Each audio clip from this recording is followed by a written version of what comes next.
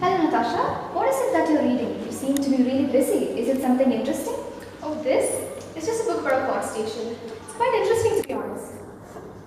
We've heard a lot about forests and deforestation, but not a lot about afforestation. Do you know something about this? Oh yes, afforestation is the exact opposite of deforestation. It simply means creating a forest or the establishment of a forest. So it's just basically about planting a bunch of trees? Yes, it's basically that. But of course, different methods are adopted in different areas. But isn't it mostly planting trees for business-related purposes, like timber? How can we call this a forest or a jungle? Yes, it is, but it helps in maintaining the ecological balance by modifying the local temperatures and reducing the wind force to improve rainfall. And it further controls soil erosion and provides natural habitat for wildlife. Yes, very much.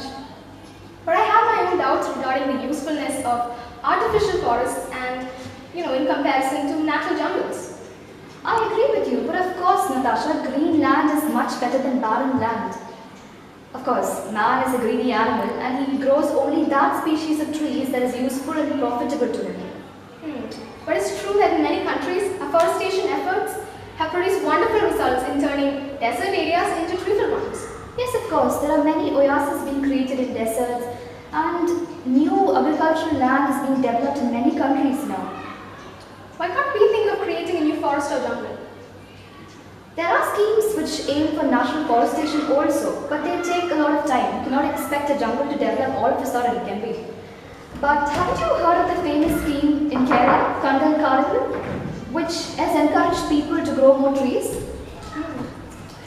But is it true that afforestation, in the name of afforestation, a lot of woodlands and grasslands are being cut down?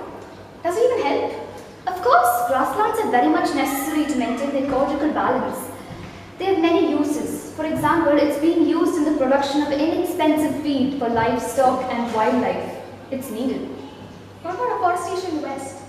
Afforestation in the West is quite sad. Planting trees isn't enough.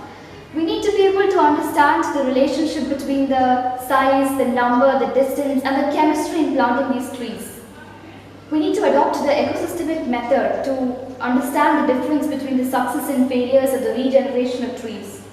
Oh yes, and I've heard Japan has done excellent work in using ecosystemic methods following the ideas of the great scientist Miyawaki. Have you heard of the Miyawaki method? No, what is it about? It aims at the composition of plants closer to indigenous forest, which has greater stability. Oh, wow, that's interesting. But Natasha, just think about it. We wouldn't need all this stuff if we hadn't cut down the trees in the first place. We didn't bring in a balance. Yes, Sandra, I completely agree with you. Deforestation is a great evil. We need to put an end to it because it's now or never. Yes, very much. Oh, is that the bell I hear? Oh yes, we need to run back to class. Yeah, bye.